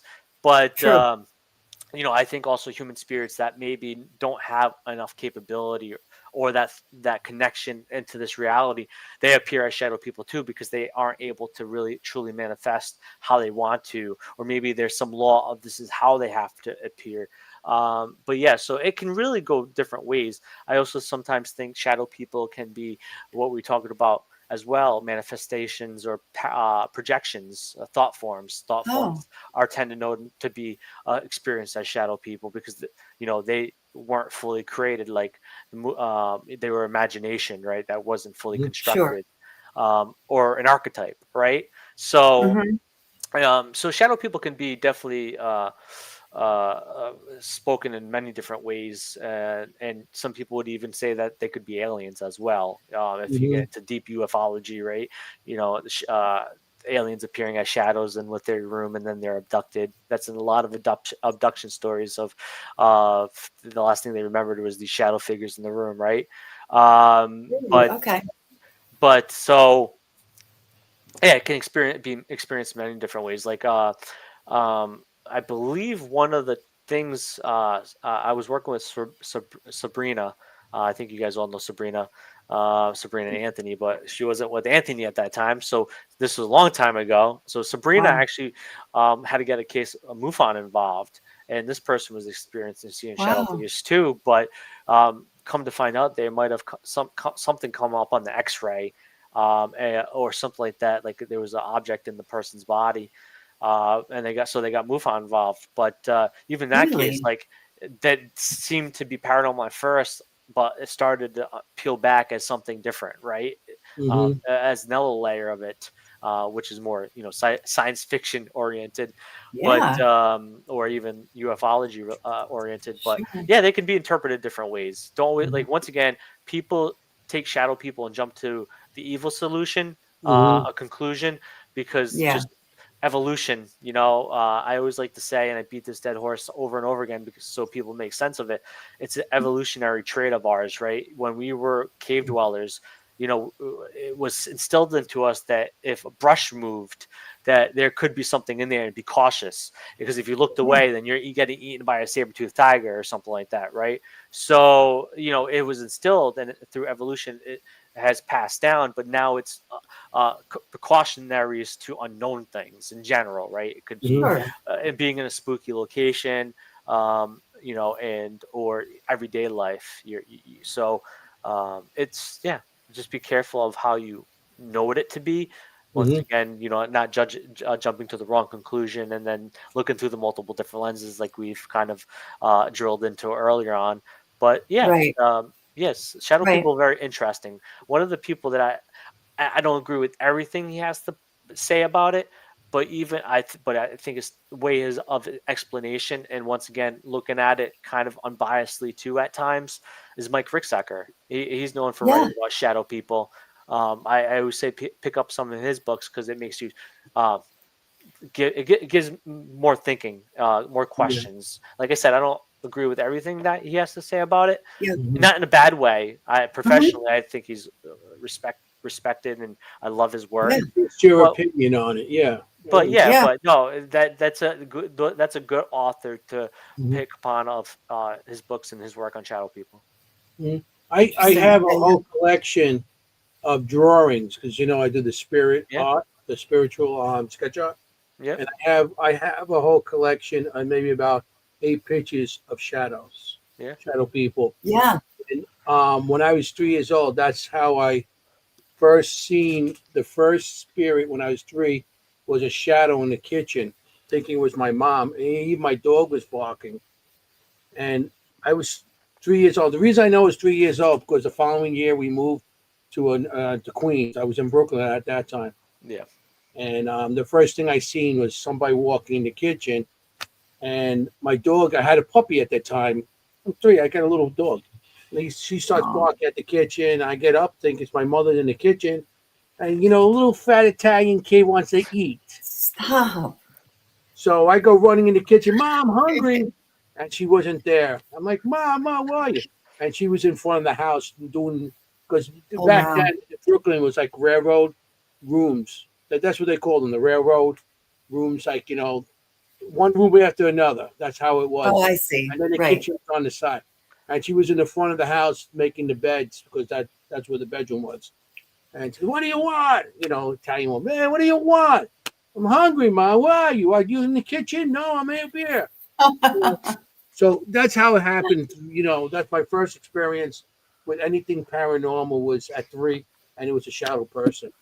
And my opinion on shadow people, what I came across, bless you, thank you. are they people that are trying to manifest, or spirits Yeah. trying to manifest, and they're not totally there. They don't have the energy to. So that's what I think they may be. Oh, But, you know, Yeah, yeah, like one, undefined. everybody tells me, "Oh, they're demons and stuff." I mean, everybody looks at it a certain way. If you look at it one way, they're demons. If you look, the other person look at it the same way, oh, it's a spirit. It's depending how you look at things. yeah, I just Right. look spirits. I just blurred up. yeah, It's depending how you look at things. You Yeah. know, you gotta look at it all different ways, and you have to have that Yeah. opinion of You got to channel. read this book. Yeah, That's you exactly do, right. you I'm do. waiting. I'm waiting to get some audio. It's all how you look at it. No, it's true. It's I'm waiting Well, true. to get the And audio book, then yeah, I'll but get it. have you That's what ever I'm have you doing. heard the theory too that people like associate things with light and with dark, right? So like yeah, if it's like this Yeah, glowing ball, it's like a fairy or it's like something sweet and yeah, light, but if it's like a dark shadow figure, it's something evil, right? yeah, I mean, that's just, ingrained in us, like yeah. dark bad, light Yeah, of good. course. Well, like one of the most known movies to do that is right behind me. Represented Star Wars. Yes. That's Right. pop culture. That's in Right. modern people's minds, right? Good versus Mhm. evil, and the dark side yeah, versus the yeah, light side. So Yeah. yeah, that's yeah. it. Yeah, Well, exactly. it's Exactly. that's How pretty did cool. you how did you get involved with talking about near death experiences? Is that something you've studied as part of your psychology No, degree? just a general interest. I think if You're you're, just I think interested. How did you get interested in that? because there's so many documentations of it or people talking about it. I think I gave a statistic in my book of how many people have Yep. claimed to have NDEs.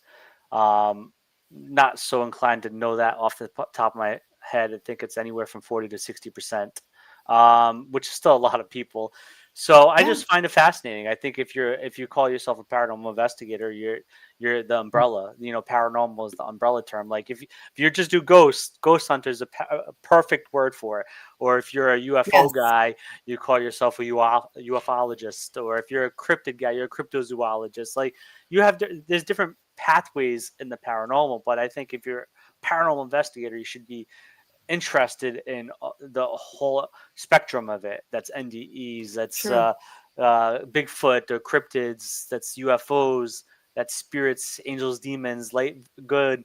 consciousness, parapsychology. Mhm. And that's just me. Like I really am a child of glutton, and I also I like to say, as much as I like laugh about it sometimes, and some people think it's derogatory, but I really am a jack of all trades, a master of none. I really love a lot of things. Life is to me so full of knowledge that you can learn so much every day of your life. Learn something new every day, and still not have learned everything by the time you die. So that to me is why I love things like NDEs or um, conversations about pareidolia and videography and uh, Yeah.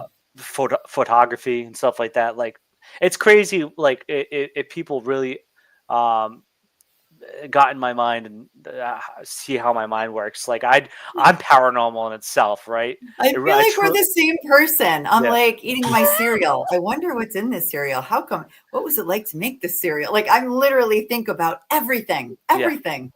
Like yeah, I don't stop thinking from the minute I wake up till the minute I go to sleep about like why, but yeah. how, but what do you think? What would happen if this is my whole life?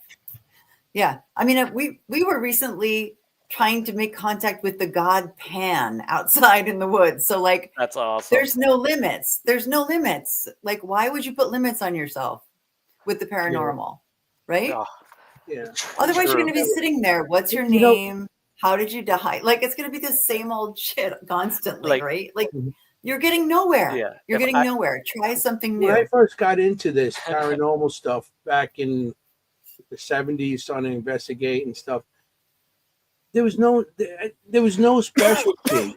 I yeah. mean, okay, you had you people like the Warrens back then, and a couple other people, but Hans Holzer, Harry Price, how yeah, how hosted, Yeah, but Hans it was Holzer. like they had their little things going. But nowadays, everybody's a specialty. yeah, You know, yeah, I Right. do only EVPs. I only do spirit box. I only do, you know, I you got to look at it and come all different ways. yeah, And I mean, that's the whole thing. It's becoming this whole industry, I should say, like the paranormal field is becoming more of a. Everybody needs to have a title. You Right. know, yeah, Or everybody a needs a focus. title Yeah. to identify. Oh, this yeah, is what I do. You don't need a title. It's when I yeah, got into it. Like I said, I said a million times when I first got in, it was called the supernatural. It wasn't even called the paranormal. yeah, That I came love that later on word. after the shows. The shows changed all the names, and everybody has to have yeah, identity as a specific thing in the paranormal. And you can't. You should look at it, and you should be able to do, like you said, you're a jack of all trades, master of none.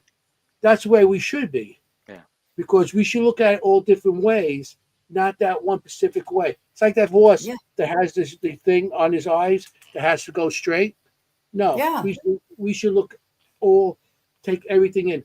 Like she was looking for what was it, Pan, the spirit, Yeah. It was Richard Marcella and I. We were. yeah. Yeah. You should look at it all different ways.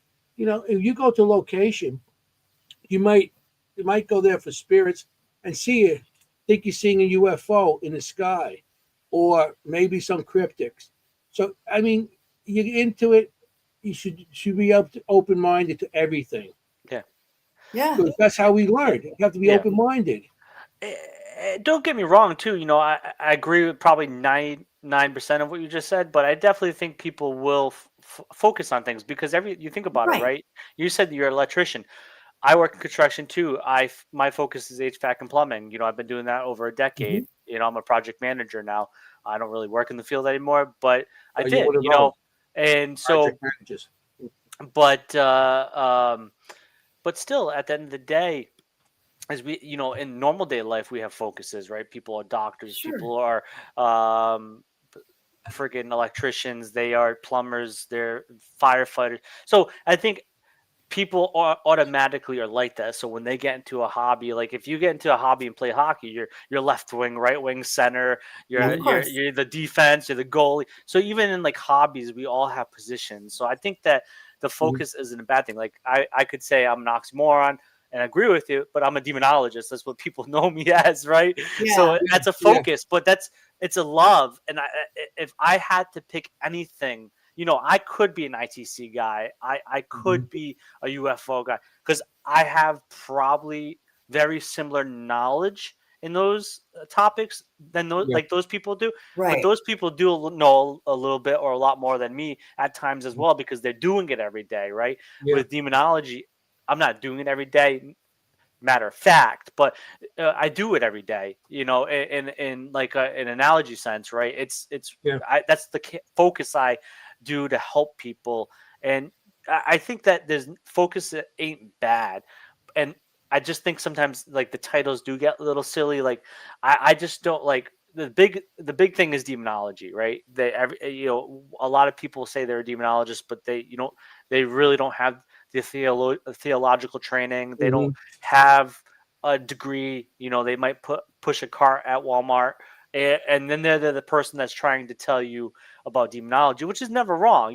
Doesn't matter what you do. You could be the most smartest person, but Right. like, what are their credentials? What it involve? Right. That's why, like, if I go to ITC people, it'll be people that have a communication degree, have worked with audio in their time and production, and know Mhm. how to interpret audio, right? So, like, Yeah. those Yeah. people are specialized in ITC. So people do tend to implement, like, I bet you with your construction, I know I do, being in the field. Mhm. I've been in some of the oldest homes in New England, either renovating them or Mhm. restoring them. And so I know as well. I put a lot of my analytical, critical thinking skills into the paranormal as well. Like, is the infiltration of air? Is Right. there this, that, and that? Even in demonic cases, like, what could be the psychological ramifications of it with my degree program. Like, I look at, like, what mental state are they in, what is the trauma. And I've come to find out with most of my, I know I'm going off on a tangent, but No, no, We want to hear I'm it. rolling with no, thought not at here. all. This is good. This is what we want to is talk about. is that Mhm. most demonic cases, if not all of them, and I've only handled less than a dozen, so not a lot of them. But in those cases, trauma is prevalent with the people being affected or the person Right. being affected the most. So if you look back at a lot of things and you look at certain focuses, you can pull out grains of the why things are happening. But so I agree, like I said, 99%, Anthony. But I think Mhm. that some focus is needed for specific people, like because we have like Charles Dickens, right? uh, Started really kind of getting the analytical thought pattern, and when it comes to the paranormal, he was a member of the Ghost Club in the late 1800s, and Yep. a lot of his literature is actually ghost stories, right? Yeah. Uh, A uh, Christmas Carol. Christmas Carol is Yeah. the most famous known of his, but Right. he also wrote in pamphlet series as well, and he Yes. wrote in the Haunted House, and he talks about, like, a haunting being of the human element. Once again, he thought that thought pattern that got people like uh, J.B. Ryan and Arthur Conan Doyle all Yeah. kind of like started, because Arthur Conan Doyle was a psychical research member at the same time Huge. frame. Yeah. So a lot of these people got a lot of different focus and thought patterns into it. Like, I like to say a lot lately, because I think he escapes, as much as I loved Tesla more, Nikolai Tesla, but even Mhm. Edison. Um, Edison is that he thought consciousness to be life units, and when people die, these life units linger. And he even tried to create the spirit phone, which it wasn't like in a spirit box, but it was more so to try to talk to that consciousness, right? Mhm. Um, Right. so, like, a lot of these people created focus in specific fields. Like that was his focus, having a device that can communicate to spirits. He started that. Yeah. Charles Dickens kind of started like, not in the modern sense. There was Greek philosophers and stuff that talked about it. But you had a lot of these people create specific focuses or usages of certain things, and some Yeah, people are yeah. specialized in those, in their everyday life, right? So Right. I think it's important to look at that too. Like, what is there? What I was going to say as my final statement is like what drives me up the wall is when people call themselves parapsychologists but don't have a psychology degree. Like Mhm. that makes me cuckoo for Cocoa Puffs. Like, Yeah. like how you a You're just a para parapsychologist? and Yeah, not how the you the psychology. parapsychologist when you have psychologist in your name, but you don't Wait, have a really? psychology degree? Yeah, there's bunch of people that call themselves Yeah, I yeah. have parapsychologists. never There's a lot heard out that. I have never heard that. I there. always assumed they had a psychology degree. Yeah, That's no. like straight Well, up Ghostbusters. That's like so Bill yeah, Murray. I'm a some people parapsychologist. some people are doctors, but in reality, they don't have a psychology background. There Mhm. are a lot of Really? programs out there that you can pay for a 6-week program and then become a doctor of parapsychology, I and did that's not where know this. yeah, Oh my goodness. so there are programs and there are people utilizing that because I'm not saying that they're using it as like something as malice, but they might really truly be gullible enough that Mhm. after taking that 6-week program, they are a doctor in parapsychology, but they never once had a psychology background. Like same thing. What as much as I love the study of parapsychology, like J.B. Ryan didn't have a psychology background. He had a doctorate in botany, which is plants. That was Yeah. his doctorate degree was in botany. So and he kind of formulated that possibly that parapsychology exists, telepathy and psychokinesis and stuff like that. But once again, he didn't have so you could say from the beginning it really wasn't centered on psychology, even though he did get an honorary degree and did lead a unit at a university. But still, like What? most people don't know about JP I Ryan. did Like not know that. I did everybody not hears know. about Ryan, but they don't know actually it's like what really got him into it, which is I fascinating. didn't. I actually didn't know that, and Yeah, I just assumed that he had a background in psychology, and I didn't. I not don't know initially, anyone no, who. no, Oh my goodness! I Mhm. and I. I always assume if someone says parapsychologist that they have that psychology is their entire background, Mhm. no, and the para just gets added on. Because really no, it's psychology, right? Like yeah, Mhm. it's pretty much psychology, right? yeah, Um. Wow. So Yeah, I we mean, in the like you're time we right have with the left. demonology with people that they read a book or they take that small, a Right. small Right. course, and they're demonologists, and like you went through years of study Yeah. for it. yeah. I'm still You Well, studying went every through day. years. I I remember would think. before you even got your collar, you know, Yep. and you were still studying on it. And I have people that, oh yeah, I'm a demonologist. Yeah, I took a course or I read this book and I studied the book. No, it doesn't work that way. Right. Yeah, Right. You know. yeah. I taught. So I worked for a legitimate parapsychology group out of New England and Canada, PPRI, Elian Van Hoosen. Very great dude. He has a psychology background, law enforcement background. But the moral of the story of that is that I did they teach classes, right? You got to pay for them because they have to sustain paying for a thing. Mm, Elliot's discharged from the law enforcement and stuff like that. So Sure. he has to he has a family. Yes, so if he wants people to teach, like they need to sustain it. But I mm, I would teach a demonology class. That was, I think, 4 or 5 weeks long, and they took a test at the end of the day. But I always said that to them, and I was transparent with them. Taking this class after 4 or 5 weeks doesn't make you a demonologist. It just No. makes you either. And what's funny about it is most people don't find it fascinating. It is boring. It is a boring study initially, but I always say the true demonologist will come from this because it will instill a fire with you that this is what you're meant to do, or Right. what you believe to call to be do. But I would say 9 out of 10 times, most people drop away from it and don't do it. Like I do free mentorships as well outside of that when I was doing that. I have taught countless of people, that last months, years, and then they eventually jump ship because it's a slow grind, right? I've been probably in the demonology realm of it as long as I've been interested in the paranormal, but physically applied, it's been probably about 15 years. So, Mhm. but I keep studying every day, keep learning new things, keep looking at things that we find to be new. But I don't know where I was going with that, to be honest with you. But No, yeah, you don't have um, to go anywhere. We just want to hear what you have to say. but demonology is, it, it has a high ratio of being dropouts, and Right. but like taking a 4-week course is not going to make you a demonologist. It's Mhm. time, experience. I still have a lot to learn, and that's the mindset you need to have. But yeah, people take Right. these courses and then they're this, then that. It drives me up the wall. But I Right. Then also they're done. I have to be Right. Like, respectable. Yeah. yeah.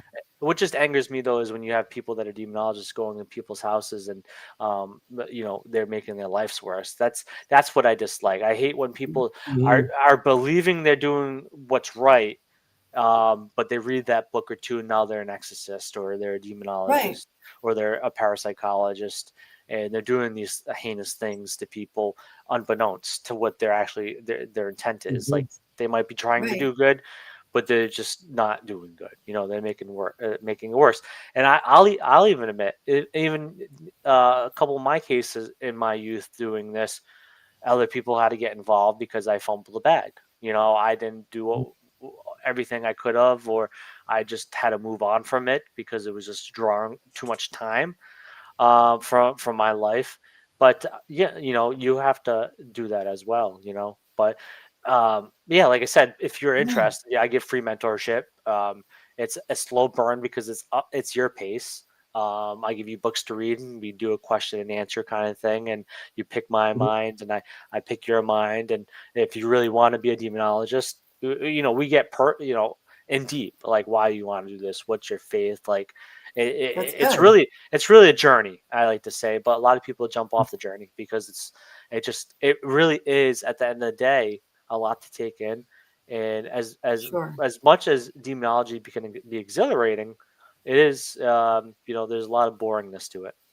It's a lot Mhm. of study, I'm sure. Like It is. I can imagine people think it's so sexy, and then when it's not, when you're actually studying, Yeah. it's not so Mhm. sexy, right? Like anything Yeah. worth doing, it's not always exciting, It's not right? glamorous. Yeah. No, it's not. Yeah. And I love one thing you just said. You were talking about, making mistakes, because I feel like I get called in, right? Like I have currently a private case in Maryland that I'm working on, and it gives me a little bit of anxiety because I'm like, okay, I just want to, I bring in people because I don't know everything, right? Yeah. Like you said, like, you can make mistakes, but I think if you know that, right? And I always worry, like, I can't mess up. This is a family, Yeah. kind of thing. But I Mhm. think you do your best. You bring in people when you don't know. I don't know everything. Yeah. Like you said, the first person I would always turn to is a psychologist if Yeah. I thought there were issues there.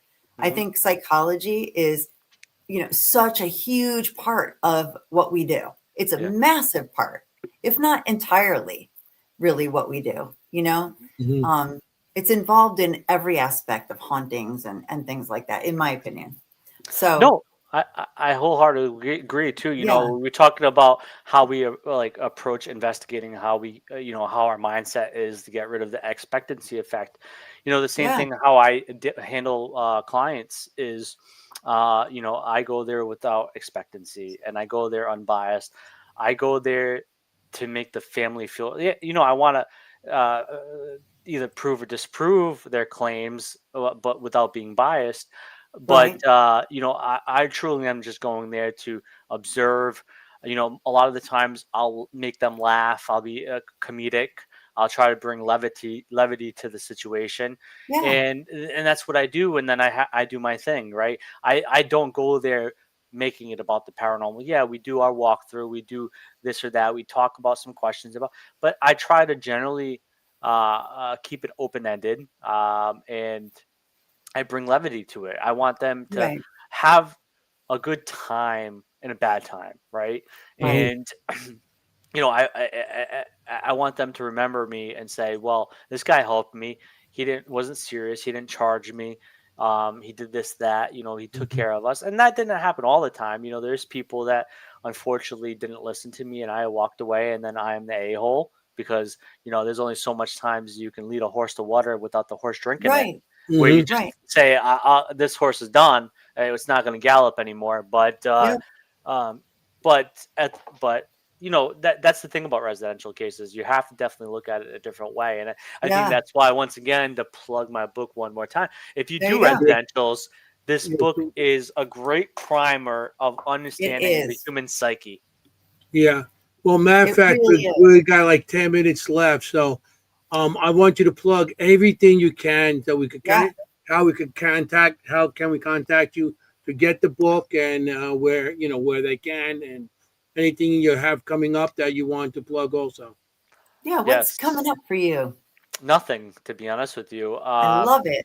I have, of A course, break. Halloween, the psychological dimensions of the paranormal by James Anito and forward by Ron Yacovetti. I think the link Perfect. was posted in the comments. If not, hopefully, go back I'm to going to that. do it And now. it's on Amazon or it's on my website, direct link on the books tab.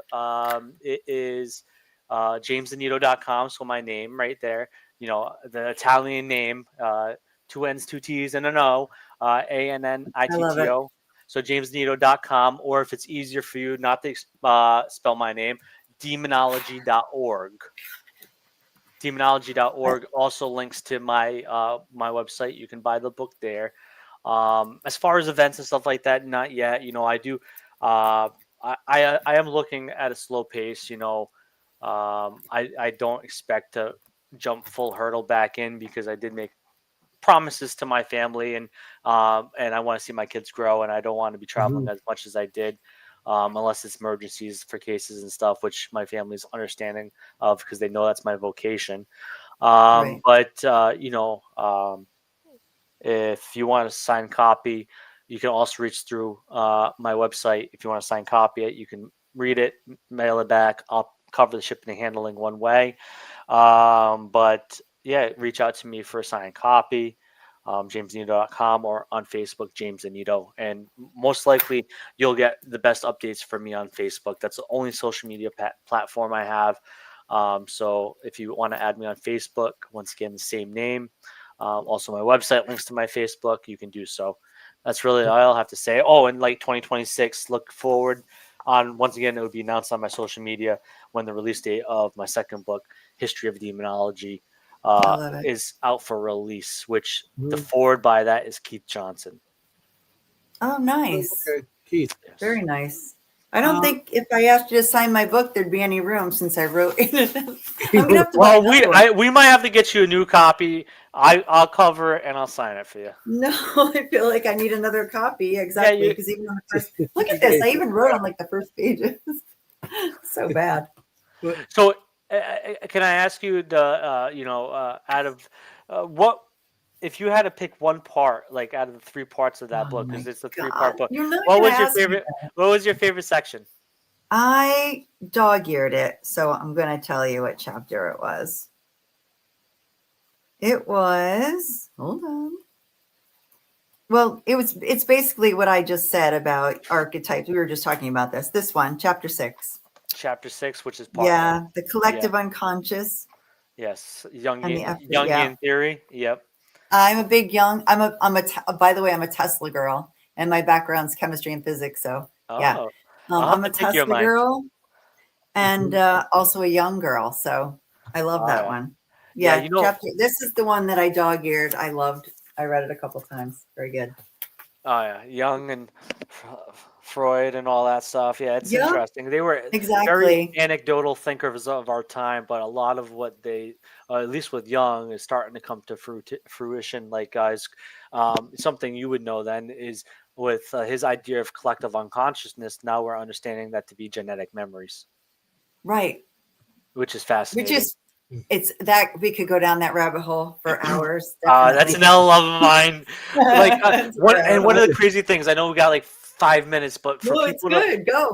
to look into, what also has a lot to do with this, I didn't talk in my book, is chronobiology with circadian rhythms. That Oh, also another interesting thing to look at. Chronobiology with circadian rhythms. wow. Yeah. Like it's fun. It's funny that like at 10 o'clock, automatically, if you're an average person, at ten Yeah. o'clock, melatonin is automatically released. And you know what releases melatonin? It's the pineal gland, which also is known for the third eye throughout most culture, starting from Hinduism. So it's interesting, chronobiology and the circadian rhythm of how your body Yes. reacts at certain times of the day. But yeah, getting into all Jungian theory and anecdotal stuff and We- philosophy, you can just go down a rabbit hole. You're going to have to come back. We're going to have to do some of these because I feel like this is the fastest 2 hours yet. I mean, we say that a lot because we have amazing guests on our show, but you're amazing. And this has felt like it was 5 minutes. Yeah, I'm And glad. thank you for I'm glad you entertaining came all my on tonight. questions.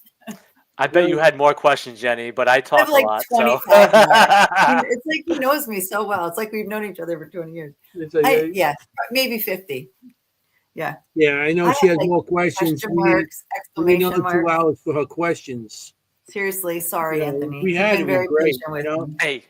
hey, I could take them. That's the thing is I go on too many tangents because like once again, like I love tangents. as I hate to be I don't want to get political here, so please, I know he's not the greatest of people, but we talk about Tesla, like Nikolai like my mind works. I'm not autistic or on the spectrum that I know of, but like my mind works like Elon Musk's, like in the sense of Uh-huh.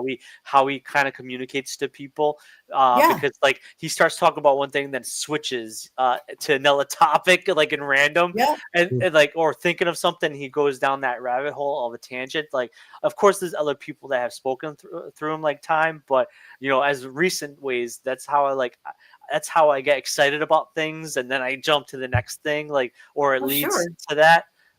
But so I know that also, like, you probably could get 25 questions in, but I'm just like, yeah, angels and tangents. I love it. And I My would, next yeah. book, as my next book, Mary. Thank you. I love that. That's a good one. That's a great title. There you go. Yeah, trust me. This is why I don't sleep because it's like I hate 3 to cut o'clock in the this morning. I'm short. like, We but only got why? Wow. 3 minutes left. And Ah, well, we thank have- you for this book and thank you for talking about it with me. Like, I feel like it was such a treat because I loved it. Thank you. And I don't care who calls me a fangirl. I loved it. she's a fangirl. So I don't care if you make fun of me. see, now she's going to be back and forth with you on with the book, which is cool. Which is I think it's awesome. But so Yeah, reach out to me, Jenny. I will. So Really, like I follow you on Facebook. You're an amazing dad. Clearly, you love your family, and I love reading about that too because that's so important. It's the most important thing. we don't know what time for Thank you. questions, but okay. Let me get this. Take a look. Okay, we got to really get going. I'm sorry, everybody No, you're in the good. audience. We got like a minute and a half. Thank you for your time we and got- for being thank you. here. Yeah, I'm sorry that I went blurry. I have no idea why my mom kind of. I thought it was just my bad vision. You know, what I mean, I took my glasses off and I went blurry. I have no idea. But I want to thank everybody for coming to the show. I want to thank James for being here.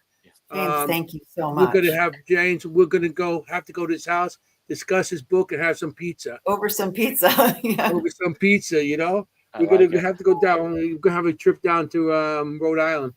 So Yeah. I want to thank you for being on the show, really, and we really appreciate it. Everybody seems to like you. Look at this. Everybody likes you. And I just want to thank everybody for showing. Everybody in the audience. We had some new people in the audience. I Yeah. appreciate you guys coming on.